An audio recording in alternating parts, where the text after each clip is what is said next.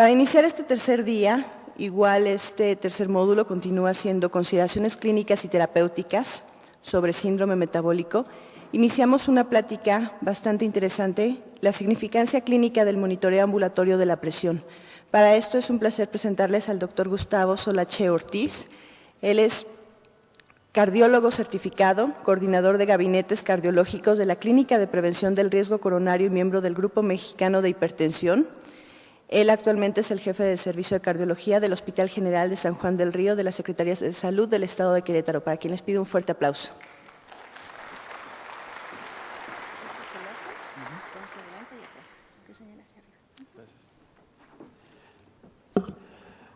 Muy buenos días a todos. Antes que nada agradezco al comité organizador por habernos invitado a participar el día de hoy aquí con ustedes.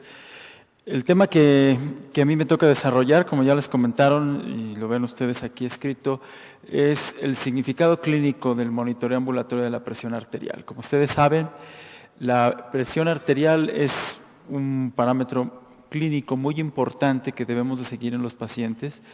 Cuando esta está elevada la conocemos como hipertensión arterial, pero uno de los grandes avances en el campo de la hipertensión, no desde el punto de vista terapéutico, sino diagnóstico y pronóstico, es el hecho de que hayan aparecido diferentes modalidades para poder evaluar al paciente, no nada más en el consultorio, sino tener ahora aparatos adecuados que puedan ser confiables para que el paciente se mida su presión en su casa y siguiendo una técnica correcta, esta puede ser aplicada perfectamente por nosotros, interpretar estos valores, o la aparición de este aparatito que se llama MAPA, que es el monitoreo ambulatorio de la presión arterial en el paciente.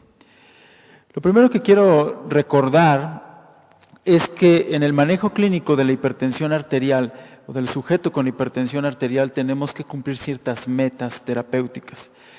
La meta general, es decir, para aquellos sujetos que no tienen diabetes, que no tienen síndrome metabólico, que no tienen nefropatía, es que sus cifras de presión arterial estén por debajo de 140 la sistólica y por debajo de 90 la diastólica. Mientras que aquellos sujetos que tienen diabetes o que ya comenzamos a diagnosticar el síndrome metabólico son aquellos en donde vamos a obtener una meta, vamos a pedirles una meta de menos de 130 sistólica, menos 80 diastólica.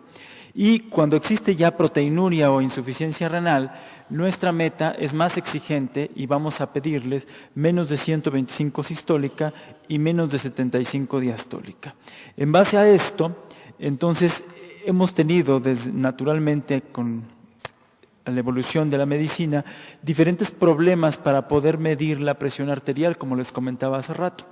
La presión arterial depende de muchas variables y uno de los primeros datos que se encontró, descrito por el doctor Rivarosci, un médico italiano en 1897, es el que conocemos como el efecto de la bata blanca, en donde el sujeto que viene al consultorio presenta cifras de presión más elevadas que las que normalmente tiene, y esto obedece habitualmente a la respuesta que le genera la ansiedad o el estrés de estar delante del médico y no saber qué le va a suceder, qué le van a decir o qué es lo que le puede pasar. Sabemos que, como les decía, la presión responde a diferentes sustancias, y una de estas que puede elevar la presión en los sujetos que tienen la respuesta de la bata blanca es el hecho de que haya una mayor cantidad de catecolaminas. La relación normal que tenemos en esta gráfica que ustedes ven, estamos viendo en verde a los sujetos que no son hipertensos y en cuadros amarillos a los sujetos que son hipertensos. Lo que estamos valorando es 24 horas en la línea horizontal, 24 horas de medición de la concentración sérica de noradrenalina. Mientras que en la línea vertical lo que están viendo es la concentración sérica de noradrenalina. Lo primero que llama la atención es que los sujetos hipertensos tienen el doble de concentración de noradrenalina que los sujetos que no son hipertensos. Lo otro que llama la atención es que los sujetos que no son hipertensos, durante las horas de la noche, ven ustedes de 22 a 6 de la mañana, presentan un descenso del nivel de catecolaminas plasmáticas, cosa que no sucede en los sujetos hipertensos. Entonces, Esto es lo que nos da pie a pensar que la hipertensión arterial, o nos dio pie a pensar que la hipertensión arterial tenía o debería de tener oscilaciones en el transcurso del día y la noche. Cuando aparece entonces el manejo de la presión arterial ambulatoria, en donde lo que vamos a hacer es la medida de la presión arterial en el ambiente del sujeto en su casa, en donde es fuera del ámbito clínico, se va a mejorar la predicción del riesgo cardiovascular, que ese es uno de los objetivos. Tenemos dos modalidades, les comentaba hace rato. La monitorización ambulatoria de la presión arterial, que es lo que conocemos como el mapa, que es conectar un aparatito que está puesto a las 24 horas, inflando cada cierto tiempo para determinar las cifras de presión arterial, tanto en las horas de día como en las horas de noche.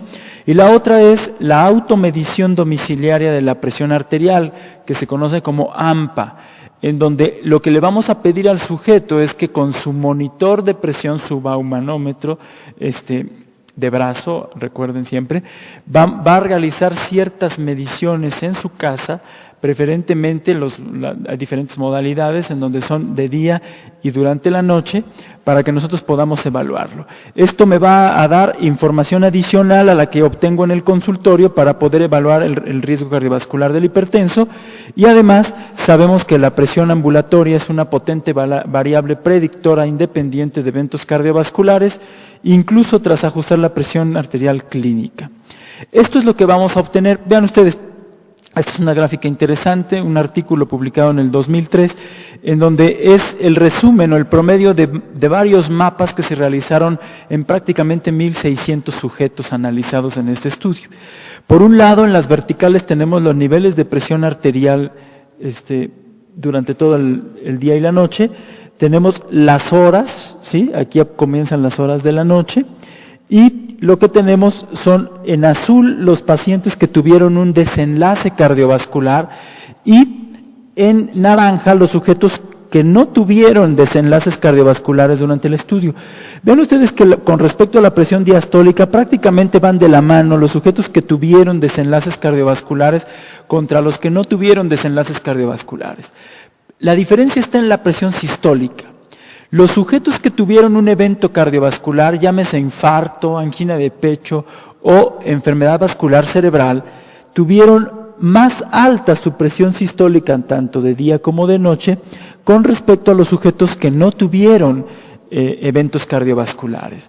Esto es lo que nos permite definir que el monitoreo de la presión, el saber que mi paciente es hipertenso durante la mayor parte del día o de la noche, establece una mejor probabilidad de desarrollar enfermedad cardiovascular en el transcurso del tiempo. ¿A quién le vamos a pedir entonces una evaluación de presión ambulatoria, o a quiénes serían los sujetos más indicados para que se las realizáramos? Aquí recuerden que tenemos dos métodos: el mapa, que es el aparatito que se va a colocar, o el AMPA, que es el pedirle que mida él su presión con un baumanómetro digital. Aquí tenemos entonces en aquellos sujetos que yo sospeche de hipertensión clínica aislada o por bata blanca, el que llegue a mi consultorio se le sube la presión, pero sé que le han tomado la presión en una situación fuera del consultorio, y quizás a lo mejor alguien que no sea médico y que le haya dicho que su presión no estaba realmente elevada. Ahí podemos pedirle AMPA o podemos realizarle también un mapa. La sospecha de hipertensión nocturna, el sujeto que llegue sin elevación de sus cifras de presión al consultorio, no hayamos demostrado elevación de cifras de presión en las mediciones que se han hecho en su casa o en ambientes fuera del consultorio en el día, pero tenga daño a órgano blanco producido por hipertensión, en donde comencemos a sospechar que este sujeto esté elevando sus cifras de presión por la noche, hay que pedir un mapa. La evaluación del fenómeno de la bata blanca, les comentaba, en hipertensos tratados y no controlados. El estudio de la hipertensión resistente, la sospecha de hipotensión sintomática, la evaluación de posible retirada o disminución de dosis de los medicamentos antihipertensivos tendría que ser siempre después de haber realizado un mapa o al menos un buen monitoreo por medio de presión autotomada por el paciente. La sospecha de hipertensión enmascarada y la hipertensión en el embarazo son indicaciones claras para realizar este tipo de mediciones.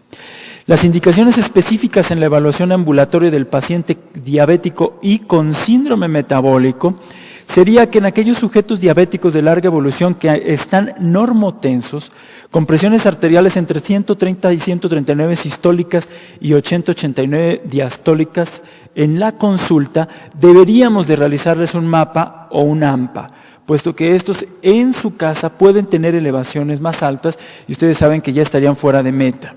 De hecho, ya están fuera de meta. Los pacientes con síndrome metabólico y presión arterial normal alta o fronteriza, los diabéticos en tratamiento con 2 o más antihipertensivos y mal control terapéutico deben de hacerles un mapa, la sospecha de hipertensión arterial nocturna nuevamente y la evaluación del diabético sin regresión de lesión de órganos blancos. Es decir, dimos tratamiento, estamos evaluando nuevamente a nuestro paciente, no hay mejoría en el daño a órgano blanco, deberíamos de estar realizando un mapa para evaluar cómo está nuestro control de presión durante el día o durante la noche. ¿Cómo realizar entonces o cómo le voy a pedir al paciente que realice este registro de automedidas? No es nada más, vaya usted a su casa, mídase la presión y me la anota y me la trae en un papelito y habitualmente trae 20 papelitos de 20 días y por aquí traía el otro doctor y creo que me tomaron esta, no me acuerdo a qué horas fue y nada más nos trae los números de la presión. Lo que deberíamos de realizar es más o menos recomendarle al paciente lo siguiente.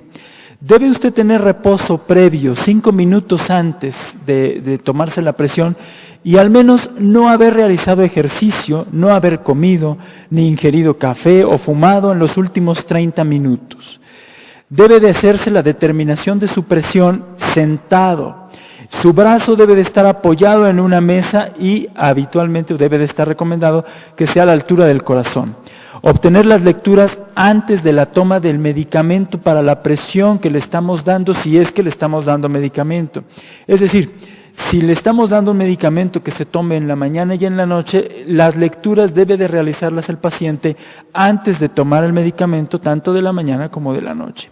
No hablar, esperar un minuto entre lectura y lectura sin cambiar de posición y utilizar manguito para obesos, obviamente si el sujeto está obeso.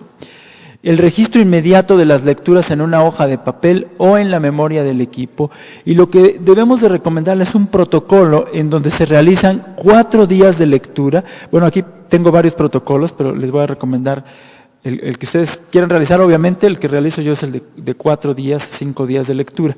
Vean ustedes, es un protocolo de 7 días de lectura el primero, en donde se va a hacer 2 mediciones por la mañana y 2 por la noche. El objetivo aquí es que ustedes eliminen el primer día y me quedo solamente con los 6 últimos días y en base a eso tomo decisiones.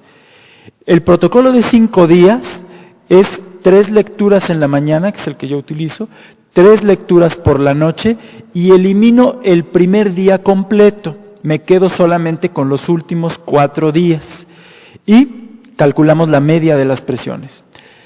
El protocolo de 3 días son 3 lecturas por la mañana y 3 por la noche y se saca la media de todas las lecturas, aquí no se elimina ningún día.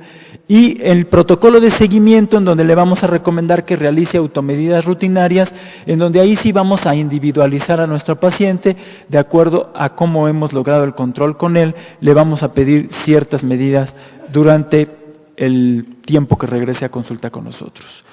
Este sería el algoritmo ante un